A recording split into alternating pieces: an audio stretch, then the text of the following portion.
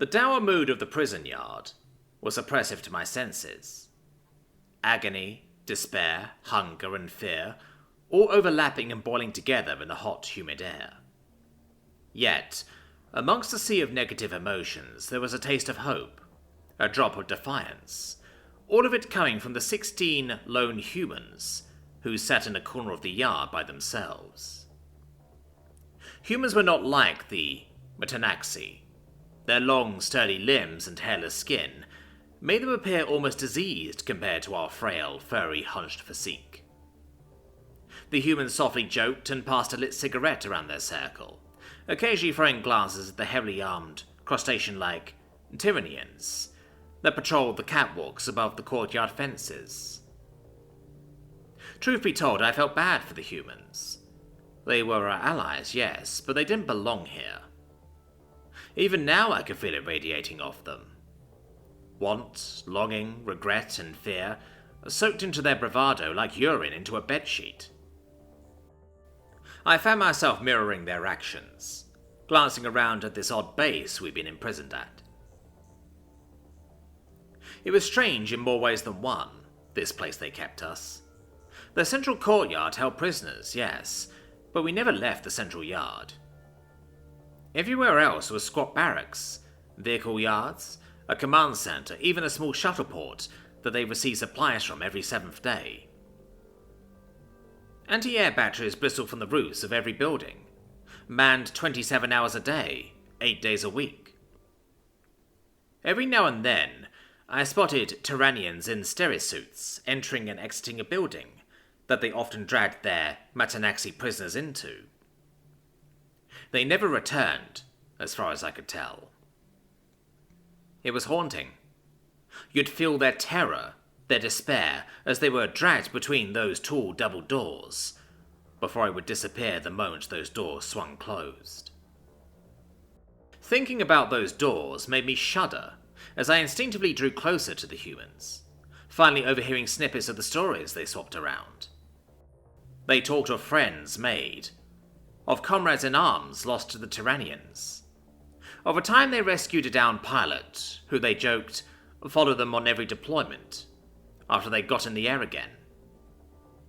They laughed at their past complaints of mess hall food when comparing it to the ground-up invertebrates we were fed by the Tyrannians. They logged what I could only assume were insults in their native tongue at the expressionless Tyrannian guards. One of the guards stared at the humans before making a show of switching his turboplas rifle to maim instead of kill. Suddenly, the sharp crackling roll of thunder split the clear midday air. It had come from the west, from friendly lines if my internal compass was correct. Along with confusion, the sound brought with it an emotion, faint and fleeting, but an emotion all Manataxi could feel. It shook me to my core. It was only an echo, but it was potent and only growing stronger. Anger. I found myself looking to the sky, a low rumble still building in the air, growing louder and louder as Tyrannians shouted and sounded a blaring klaxon. The humans, however, had gone stork still, staring at the sky, same as me, but the only emotion flooding off them was disbelief and hope. Like a drink of cool water, hope leaked from each human like the trickle of a placid stream. The rumble growing louder, eclipsed by the klaxon but still there, getting ever more louder as anti-air missile and gun batteries swiveled towards the noise. The klaxon quickly became a blaring undertone as that unending roar began to rattle in my chest. One of the humans slowly standing, as their hopeful whisper reached my ears louder than even the roar from above. No fucking way. Is that Crash? No. No, there's no way they'd authorize a solo mission for us. Unless... Crackum! A red blur flashed over the jungle treetops.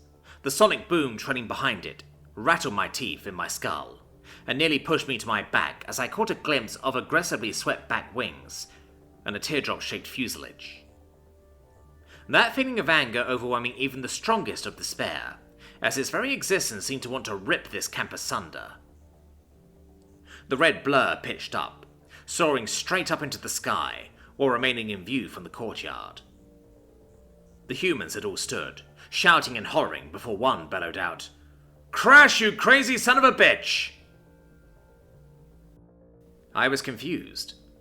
Were they really calling for this supposed ally to crash? The fondness coming off of them seemed quite Oh. I remembered. They'd been talking about a downed pilot they'd rescued, one that apparently followed them wherever they deployed.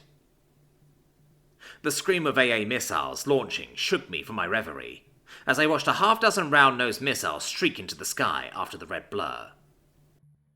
The missiles screamed as they honed in on the red blur, the blur doing a sharp roll before rocketing towards the ground, missiles hot on its tail. The blur disappeared beyond the canopy that rose over the tops of the building as visual cover. Very ineffective visual cover, apparently. The sounds of many rapid, sequential detonations echoed through the jungle, the roar never dying as it again grew louder. It flashed overhead, and I caught another glimpse of this strange machine. 2 hulking, roaring engines sat on either side of its vertical stabilizer, spitting an intense, conical blue flame. Boom! I was thrown head over heels by the shockwave, as what must have been at least a 100-pound bomb detonated inside the barracks building, somewhere in the base. The steady roar of AA plasma guns as they fired magnetically condensed beams of plasma into the sky, hundreds of yards behind the red blur's tail, were interspersed by the scream of missiles streaking after the blur. The blur zoomed up into the sky again, missiles screeching after it, on a mission to clip its tail feathers. The blur suddenly just stopped, mid-air, the missile screeching around it and detonating just beyond its nose, large metal flaps sticking 90 degrees up from just about every flat surface on the sleek machine. By the divines, was it a beautiful machine, painted red as blood, flat teardrop-shaped fuselage flanked on either side by wings that swept back so aggressively they almost touched the wide empennage. Another vertical stabilizer extended down from the one between the now silent engines. The cockpit wasn't the normal bubble-like affair that human hovercraft were fond of. It didn't stick up from the body of the aircraft. Instead, it was set into the surface, so it would produce next to no additional drag from what I understood. The aircraft slowly rolled in place, revealing a massive rotary cannon just beneath the nose, and a belly laden with bombs. The aircraft pitched backwards, engines igniting with a loud thrum as it fell into a controlled dive. Rotary cannon pointed straight at the base as beams of plasma swept around it ineffectually. For a moment, I found myself staring into that cockpit, and for a split second I closed my eyes and peeked into the emotional mind of the man inside. Anger, indignation, indebtment, exhilaration, conviction.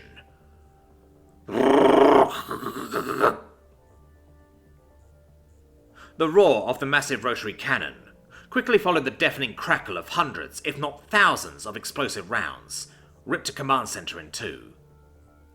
The aircraft quickly picked up speed, buzzing the courtyard yet again, as the humans began to shout and holler with excitement and hope. Our guards had long since scrambled away to man the anti-air batteries against this utter madman of a pilot. The ground shook as the plane pitched upwards again, one bomb lighter as yet another barracks was reduced to rubble. The plane had returned to being little more than a blur, dozens of missiles streaking after it as it rocketed into the sky in a lazy loop.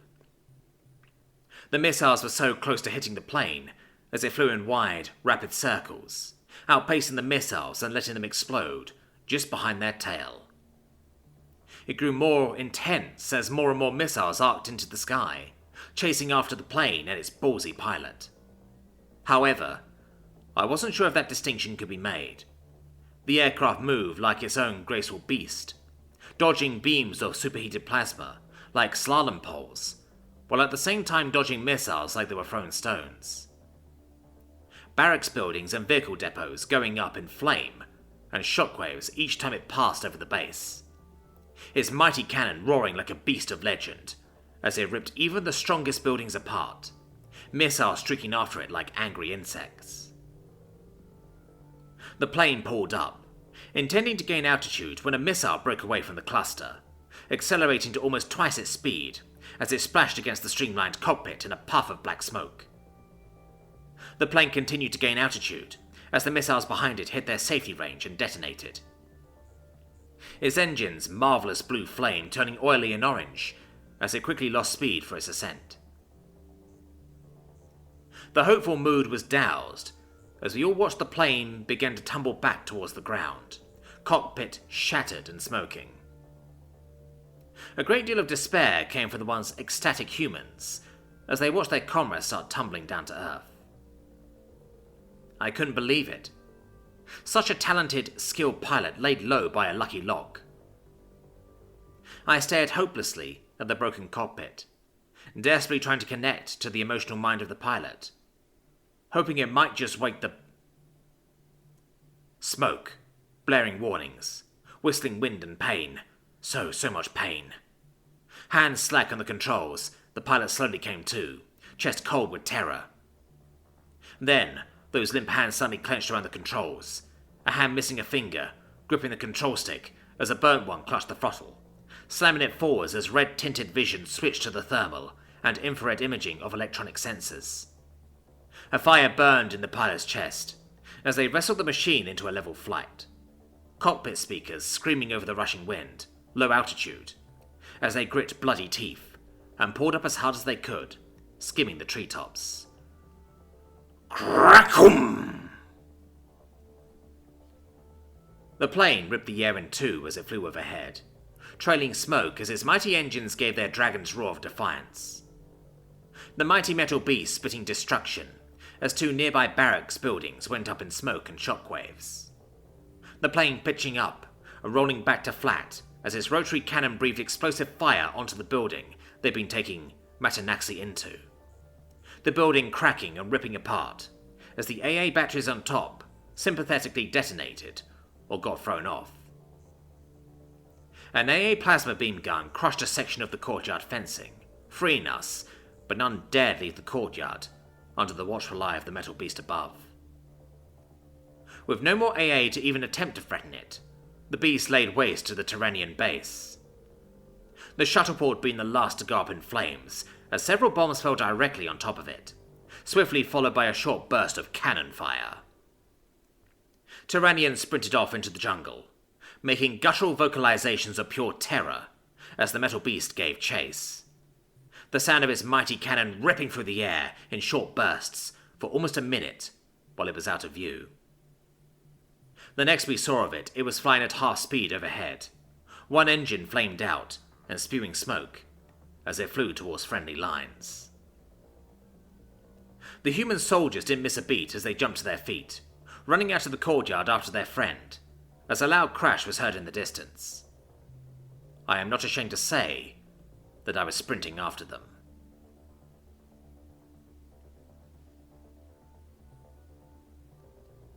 It was well into the next morning when we finally came upon the crash site. It was oddly serene, a massive divot in the ground strewn with wreckage, leading up to what almost looked like a heavily bandaged corpse, leaning against the crumpled fuselage of their aircraft. Their circulator mask unhooked from the ports in their face, as they calmly smoked a cigarette with a four-fingered hand. An AI core was clutched in their burnt hand, slowly pulsing red, as they slowly turned their head to look at us and grin. Their face was covered in dry blood, tawny hair matted with a congealing crimson liquid. We all stared at each other for a long moment, before one of the humans softly asked, "You good, Crash? Anything broken?"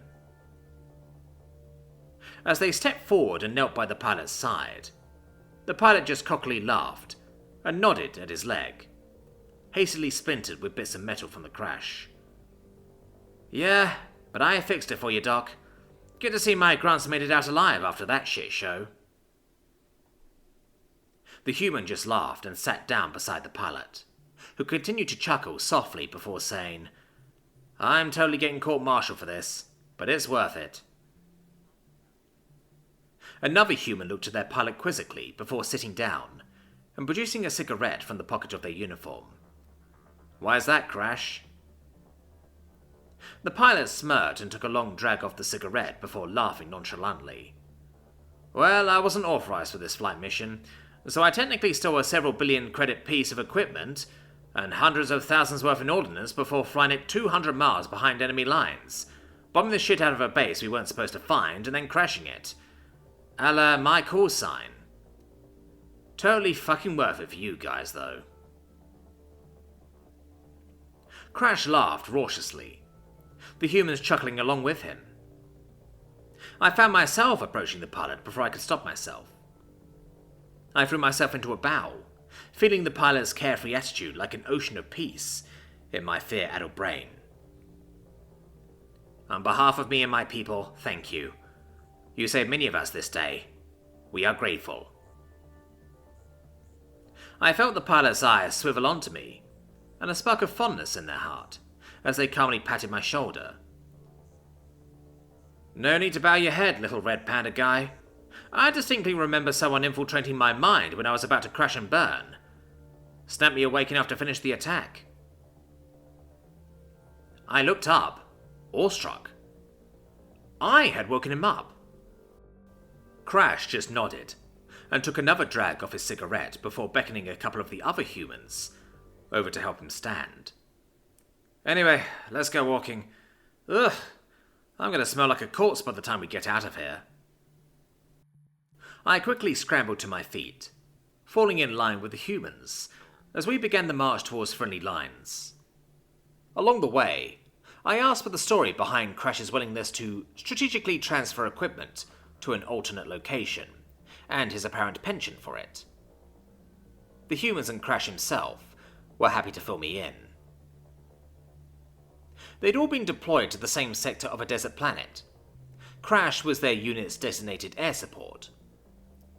During one especially intense mission, Crash had gotten his plane shot down and crashed behind enemy lines. The human grunts, as they called themselves, had seen this, and knowing Crash wouldn't have abandoned them, they defied orders and infiltrated enemy lines to go looking for him. They'd found him passed out beneath a crumpled wing of his wrecked aircraft, pulsing red AI core clutched to the chest of the half-dead human. They then proceeded to carry Crash the 40 or so miles back to the FOB on foot. They were reprimanded and court-martialed for insubordination, would have been dishonorably discharged too, if they hadn't also managed to recover the plane's black box and bring it back, preventing sensitive operation data from falling into enemy hands. I found myself not speaking much after that, in awe of these humans who'd risked everything for a friend, and a friend who'd risked everything for them.